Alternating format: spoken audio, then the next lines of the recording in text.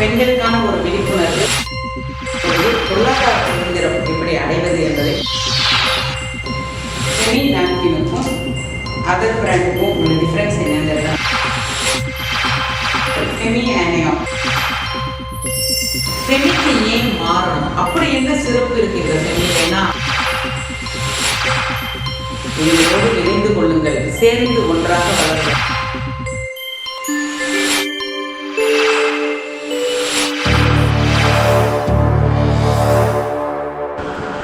Gen TV நேயர்களுக்கு வணக்கம்.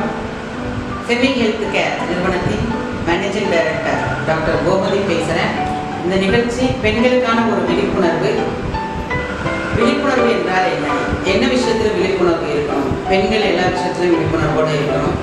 சுகாதாரம், ஆரோக்கியம், பாதுகாப்பு, சுதந்திரம் எல்லாவற்றிலுமே பொதுவாக பெண்கள் விழிப்புணர்வோடு இருக்க வேண்டும். செமி ஹெல்த் கேர் நிறுவனத்தில் கோமதி ஆகிய நான் கடந்த 13 வருடங்களாக இந்த விழிப்புணர்வு முகாம்களை பள்ளிகளிலும் கல்லூரிகளிலும் பல நிறுவனங்களில் ஏற்படுத்தி கொண்டு வருகிறோம். இன்று நாங்கள் ஜென் டிவி நேயர்களுக்கு குறிப்பாக பெண்களுக்கு ஏற்படுத்துவதில் மிகுந்த மகிழ்ச்சி அடைகிறோம். செமி ஹெல்த் கேரோட நோக்கம் என்ன விழிப்புணர்வுனா என்ன அப்படின்னா, பெண்கள் மாதந்தோறும் பயன்படுத்தக்கூடிய மாதவிலக்கு பிரச்சனை தான். இந்த பிரச்சனைக்கு மிகப்பெரிய விழிப்புணர்வு தேவைப்படுகிறது. 6வது 7வது படிக்கிற குழந்தைங்க இன்னைக்கு பீரியட்ஸ் ஆயிடுறாங்க. மாதம் அந்த பீரியட்ஸ் அந்த குழந்தைங்களுக்கு வந்துட்டு இருக்கு. எப்படி பேட் யூஸ் பண்ணணும், எதனால அந்த உடல் ரீதியான மாற்றங்கள் வருது, உடலுக்கும் மனசுக்கும் உணர்வுக்கும் உணர்ச்சிக்கும் நடுவில் நடக்கிற போராட்டங்கள் என்ன அப்படின்னு சொல்லி நாங்கள் விழிப்புணர்வை ஏற்படுத்தி வருகிறோம். இப்போ குழந்தைங்க 6வது படிக்கிற குழந்தைங்க 7வது படிக்கிற குழந்தைங்கள் மன முதிர்ச்சி அடையாமலேயே உடல் ரீதியாக அவங்க 15 வயதில் நடக்க வேண்டியது இன்னைக்கு 10 வயசில் நடக்குது. இதற்கான கல்வி நிச்சயம் தேவை. ஒவ்வொரு பெற்றோர்களுக்கும் இதை நாம் கற்றுத்தர வேண்டும். செமி ஹெல்த் கேர் நிறுவனம் அதை கொடுத்து கொண்டு இருக்கிறது. எந்த வகையில் அப்படின்னு பார்த்தீங்கன்னா, ஒரு 28 நாள் நம்ம உடம்புல சேர்ந்திருக்கிற ரத்தம் கர்ப்பப்பையில் சேமிப்பாகுது. அது மாதந்தோறும் வெளியே வருது. வெளியே வரக்கூடிய ரத்தம் ஒரு 2 மணி நேரத்துக்கு தான் அது நல்ல ரத்தமாக இருக்கும். 2 மணி நேரம் கழித்து அது கெட்ட ரத்தமாக மாறிடும். ஒவ்வொரு சொட்டு ரத்தமும் 107 பாக்டீரியாவை உருவாகுது. அப்போது அந்த குழந்தைங்க 2 மணி நேரத்துக்கு ஒரு முறை சானிட்டரி நாப்கினை மாற்றணும். இன்னைக்கு யாரும், அதாவது கிராமப்புறத்தில் இருக்கிறவங்க துணி யூஸ் பண்ணுறாங்க, ஹைஜீன் கிடையாது. இன்னைக்கு நகரத்தில் யாரும் துணி யூஸ் பண்ணுறதில்ல. துணியிலிருந்து சானிட்டரி நாப்கினுக்கு நம்மளை மாற்றிட்டாங்க. அது எந்த அளவுக்கு ஹைஜீன் நாப்கின் யூஸ் பண்ணணுங்கிறதா நம்ம எடுத்துகிட்டு போய் சொல்லி கொடுத்துட்ருக்கோம். எல்லா குழந்தைங்களுக்கும், பேரண்ட்ஸ்க்கு, ஸ்கூல் டீச்சர்ஸ்க்கு எல்லா இடத்துக்கும் போய் விழிப்புணர்வு ஏற்படுத்திட்டு வரோம். 2 மணி நேரத்துக்கு ஒரு முறை சானிட்டரி நாப்கின் மாற்ற முடியுமா அப்படின்னு கேட்டிங்கன்னா வாய்ப்புகள் குறைவு. ஒருவேளை பகல் நேரத்தில் 2 மணி நேரத்துக்கு ஒரு முறை மாற்றிவிட முடியும். ஆனால் இரவு நேரத்தில் வாய்ப்பு இல்லை. அலாரம் வச்சு நம்ம சானிட்டரி நாப்கினை மாற்றிட்டு இருக்க முடியாது. அப்போ வெளியில் வர ரத்தம், ஒரு சொட்டு ரத்தத்தில் 107 பாக்டீரியா உருவாகுது. இந்த 107 பாக்டீரியாவும் எங்கே போகும்? எது வழியாக வந்துச்சோ உடம்புல இன்னர் மூலமாக அது வழியாக தான் உள்ளே போகும். அப்போ உள்ளே போகிற பாக்டீரியா வைரஸாக மாறும். வைரஸ் கட்டியாக மாறும். கட்டி கேன்சராக மாறும். இது அடுத்தடுத்த பரிணாமத்தை எடுத்துக்கொண்டே இருக்கும். இன்னைக்கு இருக்கிற குழந்தைங்களுக்கு நீங்கள் 100 பெண்களை சந்தித்து கேட்டிங்கன்னா நீர்க்கட்டி இருக்குது, பிசிஓடி ப்ராப்ளம் இருக்குது, வெள்ளைப்படுதல் இருக்குது, ஓவர்ஃப்ளோ இருக்குது, இர்ரெகுலர் இருக்குது, இச்சிங் இரிட்டேஷன் இருக்குது, தலைவலி இருக்குது, வாமிட்டிங் சென்ஸ் இருக்குது. இப்படி பல பிரச்சனைகள் சொல்கிறாங்க. இது எல்லாத்த விட அதிகபட்ச பிரச்சனை என்னன்னு கேட்டிங்கன்னா கர்ப்பப்பை கேன்சர், சர்விக்கல் கேன்சர், கர்ப்பப்பை வாய் புற்றுநோய், மலட்டுத்தன்மை, ஐவிஎஃப், இன்ஃபெர்டிலிட்டி ஹாஸ்பிட்டல் போகிறாங்க ஒரு குழந்தையை பெற்றெடுப்பதற்காக வேண்டி. இன்னைக்கு நம்மளுடைய சமுதாயத்தில் நீங்கள் பார்த்துருப்பீங்க விளம்பரங்கள், நாம் இருவர் நமக்கு இருவர்னு சொல்லிட்டு சிகப்பு கலர் முக்கோணம் போட்டு குடும்ப கட்டுப்பாடுக்காக பிரச்சாரம் செய்யப்பட்ட நாடு. ஆனால் இன்னைக்கு ஒரு குழந்தை வேணும்னு சொல்லிட்டு எல்லா சுவர் விளம்பரங்கள், எஃப்எம் ரேடியோவில் விளம்பரங்கள், பெரிய பெரிய பேனர், குழந்தை தாய்மை ஒரு வரம், எங்கள் ஹாஸ்பிட்டலுக்கு வாங்க அப்படின்னு சொல்லிட்டு விளம்பரங்களை நாம் பார்க்க முடிகிறது. காரணம் என்ன அப்படின்னு கேட்டிங்கன்னா, சந்தையில் இருக்கக்கூடிய ஒரு லீடிங் நல்ல பிரபலமான நிறுவனங்கள் கொடுக்கக்கூடிய ஒரு பொருள் நமக்கு தரமானதாக இருக்கும் அப்படின்னு நம்பி நம்ம வாங்குகிறோம். ஆனால் அதை நீங்கள் லேப் டெஸ்ட் பண்ணணும். ஏன்னா நம்ம பயன்படுத்துகிற இடம் இன்னரில் பயன்படுத்துகிறோம். பிறப்பு உறுப்புங்கிறது அது ஒரு கோவில் மாதிரி. அந்த இடம் மூலாதார சக்கரம், அங்கே தான் ஜனனம் நடக்குது. அடுத்த தலைமுறை இருக்கிற இடம். ஒரு விருந்தினர்கள் உங்கள் வீட்டுக்கு வராங்க அப்படின்னா நீங்கள் எந்த அளவுக்கு அவங்கள உபசரித்து நீங்கள் கவனிப்பீங்க. அது மாதிரி ஒவ்வொரு தாய்க்கும் அவருடைய வம்சம் விருத்தியாகிற இடம். அந்த இடத்துல silicon gel, dioxin, chlorine, perfume, colouring, bleaching, plastic, காற்றோட்டம் இல்லாத தன்மை, இண்டஸ்ட்ரியல் கம், இது எல்லாம் வச்சு தான் யூஸ் பண்ணுறாங்க. அப்படி தான் இருக்குது, அப்படி தான் தயாரித்து தராங்க. இதுதாங்க விழிப்புணர்வு அற்ற நிலையில் இருக்கிறோன்னு சொல்கிறதுக்கு காரணம். ஒரு 10 வயது குழந்தை இத்தனை கெமிக்கலையும் பிறப்புறுப்பில் அணைச்சிக்கிட்டே இருந்தால் 11 ஆண்டுகள் தொடர்ந்து பயன்படுத்தினா நான் முன்ன சொன்ன அத்தனை பிரச்சனையும் அந்த குழந்தைக்கு வரும். இது நிச்சயம். நீங்கள் வேணால் போய் WHO ரிப்போர்ட், EPA ரிப்போர்ட்லாம் கூகுளில் இருக்குது, நீங்கள் நெட்டில் சர்ச் பண்ணி பாருங்கள். அப்போ என்ன தெரிஞ்சுக்கணும் இதில்? நீங்கள் வாங்கி கொடுக்குற சானிட்டரி நாப்கின் தரமானது தானா அப்படின்னு பெற்றோர்கள் தெரிஞ்சுக்கணும். ஃபஸ்ட்டு குழந்தைக்கு தெரியாது. ஒரு 6வது 7வது படிக்கிற குழந்தைக்கு எப்படி தெரியும் இது அம்மா வாங்கி கொடுத்தாங்க, இது அப்பா வாங்கி கொடுத்தாங்கன்னு தான் அது பயன்படுத்தும். எங்களுடைய நிறுவனம் ஃபெமி ஹெல்த் கேர், இந்த நிறுவனம் 13 ஆண்டுகளாக ஒவ்வொரு வீடுகளுக்கு எங்களுடைய பெண்கள், எங்கள் நிறுவனத்தில் இணைந்த பெண்கள், ஃபீமைல் எம்பவர்மெண்ட் மூமெண்ட் ஆஃப் இந்தியா எங்களுடைய இயக்கத்தின் பேர். இந்த இயக்கத்தின் நிறுவனத்தின் மூலமாக பல பெண்கள் எங்களோடு சேர்ந்து இந்த ட்ரைனிங் எடுத்துக்கிட்டு ஸ்கூல், காலேஜ், பேரண்ட்ஸ், வீடுகள் எல்லா இடத்துலையும் போய் அவங்களுக்கு விழிப்புணர்வை ஏற்படுத்திட்டு வராங்க.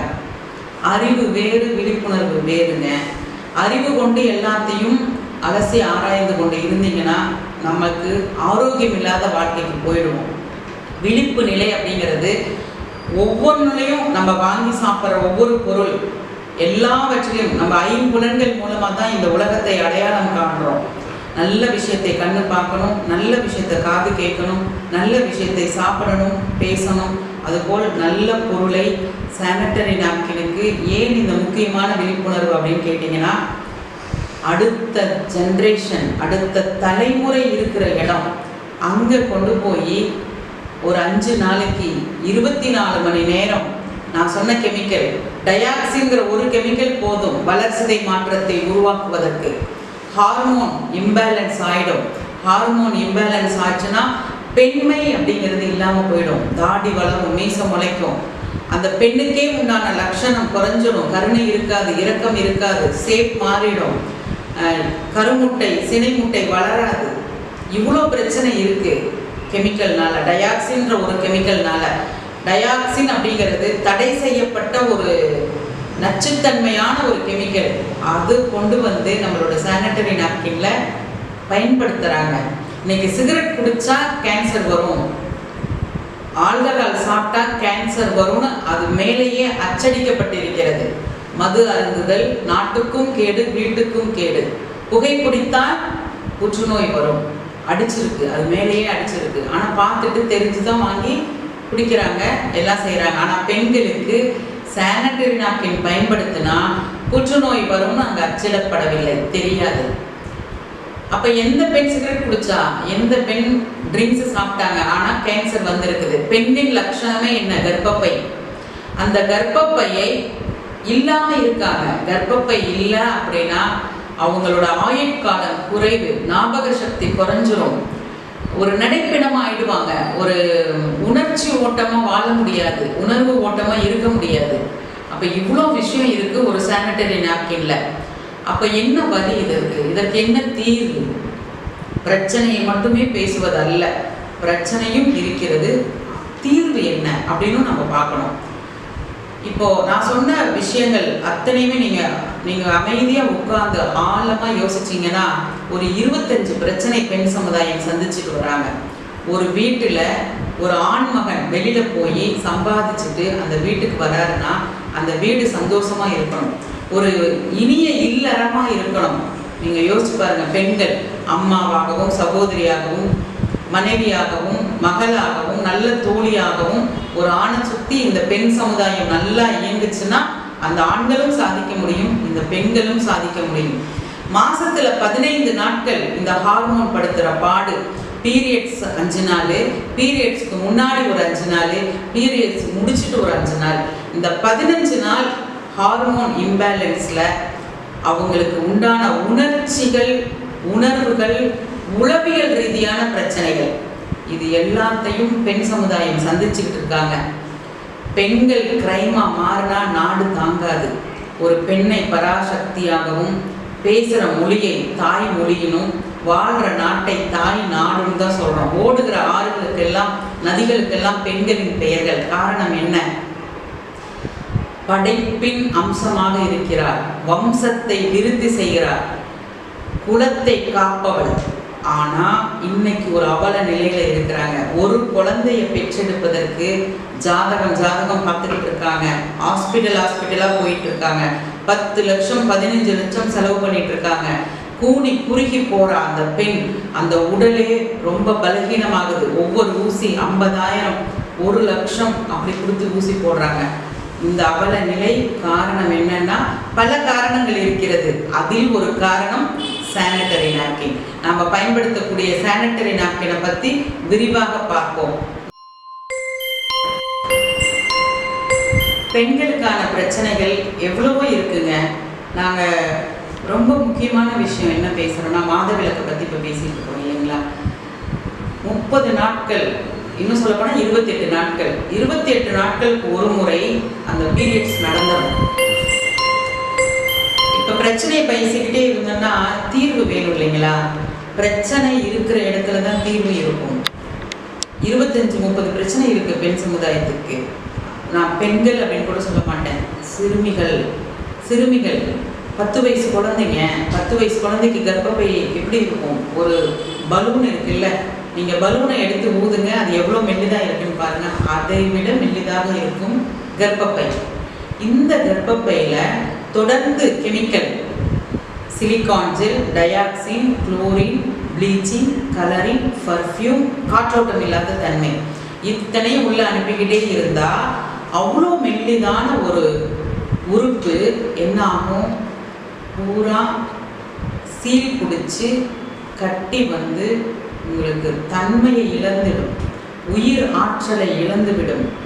அந்த உயிரின் உச்சத்தில் வாழ முடியாது. வலி, வேதனை, கஷ்டம், இச்சிங், இரிட்டேஷன், தலைவலி, வாமிட்டிங் சென்ஸு, ஏண்டா பெண்ணாக பிறந்தோம் அப்படிங்கிற ஒரு தாழ்வு மனப்பான்மையில வாழும் பொழுது சாதிக்க வேண்டியதை சாதிக்க முடியாது. 13 ஆண்டுகளின் அனுபவத்திலிருந்து பேசுறோங்க. ஒரு பொருள், ஒரு வரம் மாதிரி நம்ம கையில கிடைச்சிச்சு. ஸோ ஜெர்மனியர்களின் கண்டுபிடிப்பாக இது கிடைச்சது. இது கண்ணில் பார்த்த நாளிலிருந்து இதை ஆராய்ச்சி பண்ணி இதற்குண்டான பலன்கள் என்ன, வித்தியாசம் எப்படி படுகிறது அப்படின்னு சொல்லி நம்ம எடுத்தோம் இந்த ப்ராடக்டை. ஃபெமி அப்படிங்கிறது தான் இந்த ப்ராடக்டோட பேர். தீர்வு, இப்போ நான் இவ்வளோ நேரம் சொன்னது எல்லாமே பிரச்சனை. ஃபெமியில் என்ன தீர்வு இருக்கு அப்படின்னா, சானிட்டரி நாப்கினை யாரு வேணாலும் தயாரிக்கலாம். அது ஒரு குடிசை தொழில் மாதிரி ஆயிடுச்சு. நீங்கள் நல்லா யோசிச்சு பாருங்க. இன்னைக்கு ஒரே ஒரு கிருமி, ஒரு சின்ன கிருமி தான் உலகத்தையே ஸ்தம்பிக்க வச்சிருச்சு. பூமி சுத்திக்கிட்டு இருக்கு, ஆனா ரயில் ஓடல, பஸ் ஓடல, யாரும் வெளியில வர முடியல. எல்லாரையும் அரெஸ்ட் பண்ணி வீட்டில் உட்கார வச்சது எது? ஒரு சின்ன கிருமி தான். அப்போ குடிசை தொழில் மாதிரி இந்த நாப்கினை இன்னர்ல யூஸ் பண்றத யாரு வேணா தயாரிச்சு கொடுக்கலாம், நம்ம பயன்படுத்தலாம். அப்படின்னா ஒரு சின்ன கிருமி போதும் நம்ம உடல் கூறுவை மாற்றுவதற்கு. அப்ப ஜெர்மனியர்கள் என்ன கண்டுபிடிக்கிறாங்க? பாக்டீரியாவை கில் பண்ணக்கூடிய ஒரு நாப்கின் இருக்குதா, பண்ண முடியுமா? ஏன்னா பெண் சமுதாயம் இப்போ வந்து 3 நாள் ரெஸ்ட் எல்லாம் கிடையாது, எந்த பெண்ணுக்குமே ஓய்வு இல்லை. அந்த காலத்தில் கூட்டு குடும்பமாக இருந்தோம், மஞ்சள் பூசி குளித்தோம், வேப்பந்தலை வீட்டுக்கு முன்னாடி வேப்ப மரம் இருந்தது, சாணி மூழ்கி விட்டோம். ஒரு ஆன்டி பாக்டீரியாங்கிற ஒரு விஷயம் நம்ம வாழ்க்கையில் ஒன்றா இருந்துச்சு. இன்னைக்கு எல்லாம் டைல்ஸ் போட்ட தரையில் வாழ்கிறோம். பாத்ரூம் வெளியில் இருந்தது, இன்னைக்கு வீட்டுக்குள்ளாரே பாத்ரூம் இருக்குது. எந்த அளவுக்கு பூஜை அறையை நாம் சுத்தமாக புனிதமாக கருதுகிறோமோ அதை விட 2 மடங்கு கழிவறையே சுத்தமாக வச்சுக்கணும். இன்னர் பார்ட்ஸும் அவ்வளோ க்ளீனாக வச்சுக்கணும். இதை தான் வலியுறுத்தி நாங்கள் சுத்தம்னா என்ன, சுகாதாரம்னா என்ன, எப்படி க்ளீனாக வச்சுக்கணும், பாதுகாப்பாக எப்படி இருக்கணும் அப்படிங்கிறத ஒரு கல்வியாக கற்றுக் கொடுத்து கொண்டு வருகிறோம். ஃபீமேல் எம்பவர்மெண்ட் மூவ்மெண்ட் ஆஃப் இந்தியாவின் நோக்கம் என்ன அப்படின்னா, அதிகாரம். ஒரு பெண் அந்த குடும்பத்தில் மகிழ்ச்சியாக ஆனந்தமாக சந்தோஷமாக அவளுடைய உடம்பு எடுத்ததே புண்ணியமாக கருதணும். எத்தனை பெண்கள் புண்ணியமாக கருதுறாங்க. ஏண்டா பெண்ணா பிறந்தோன்னு நீங்கள் 100 பெண்ணை போய் சந்திச்சு கேட்டிங்கன்னா 100 பெண்ணுமே அதுதான் சொல்கிறாங்க. காரணம் என்ன? இந்த மாதவிலக்கு ஒரு டிப்ரெஷனில் இருக்காங்க, குடும்ப சூழ்நிலை ஒரு டிப்ரெஷனில் இருக்குது, ஃபினான்சியல் ஒரு டிப்ரெஷனில் இருக்குது, உறவுகளோடு உறவாடுவது ஒரு பெரிய டிப்ரெஷனாக இருக்குது. இது அத்தனைக்குமே நாங்கள் ஒரு கல்வியாக கொடுத்துட்டு வரோம். ஒரு பெண் உடம்புல எப்பேற்பட்ட சக்தி இருக்கு, அதை எப்படி பயன்படுத்தணும் அப்படிங்கிறத சொல்லித்தரோம். தியானத்தின் மூலமாக சொல்லித்தரோம், யோகத்தின் மூலமாக சொல்லித்தரோம், ஞான கருத்துக்களின் மூலமாக சொல்லித்தரோம். இது எல்லாம் அவங்க கற்றுக்கிட்டு கடைபிடிக்கிறாங்க. அதே சமயம் எந்த மாதிரி பொருளை பயன்படுத்தணும் அப்படிங்கிற நாலேஜ் கொடுக்குறோம். ஃபெமிக்கு ஏன் மாறணும், அப்படி என்ன சிறப்பு இருக்குது இந்த ஃபெமிலைனா, இன்டர்நேஷ்னல் குவாலிட்டிங்க, உலகத்தரம் வாய்ந்தது. உலகத்தரம்னா என்ன? FDA, CE சான்றிதழ், ISO சான்றிதழ். இது வந்து ஹைஜீன் ப்ராடக்ட். இது குடிசை தொழில் மாதிரி தயாரிப்பு கிடையாது. இந்த பொருள் ஃபெமி நாப்கின் ஒரு கண்டுபிடிப்பு. கண்டுபிடிப்புக்கும் தயாரிப்புக்கும் வித்தியாசம் இருக்கு. தயாரிப்பு யார் வேணாலும் தயாரிச்சிடலாம், ஆனால் கண்டுபிடிப்பு காப்புரிமை பெற்றது. காப்புரிமைனா என்னங்க? Patent rights. இந்த காப்புரிமையான ஒரு பொருளில் என்னெல்லாம் நல்லது இருக்கு, இதை பயன்படுத்தினால் என்ன நல்லது நடக்கும். நம்ம கெடுதல் மட்டுமே கேட்டு கேட்டு பழக்கப்பட்டுட்டோங்க. நெகட்டிவ் எல்லா விஷயத்தையும் முடியாது, இயலாது, நம்ம மேலே வர முடியாது, நம்மளால் சாதிக்க முடியாது, அப்படி முடியாது இயலாதுன்னே கேட்டு பழகின சமுதாயத்தில் வாழ்ந்துட்டு இருக்கோம். நம்மால் சாதிக்க முடியும். சில விஷயங்களை நாம் அப்டேட் பண்ணிக்கிட்டு முயற்சி எடுத்து மாற்றங்களை ஏற்றுக்கொண்டால்